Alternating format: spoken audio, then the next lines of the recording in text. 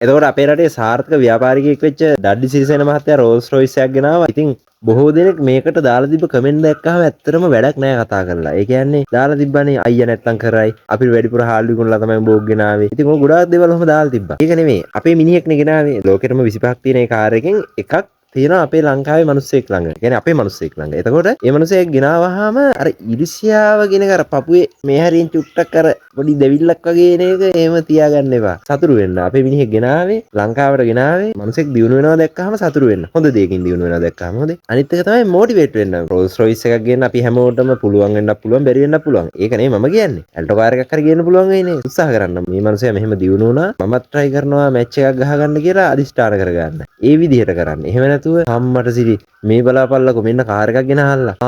උඹ අයියා නැත්තම් කරයි. අපිට වැඩිපුර හාල් විකුණලානේ බෝ ගෙනාවේ. ඔබ ගගා කෑ ගහන්න නැතුව ටිකක් පුරුදු වෙන්න. මනසේගේ ජයග්‍රහණයකදී සතුට වෙන්න පුරුදු වෙන්න ටික. අර මුදිතාව කියන දේ පුරුදු කරන්න.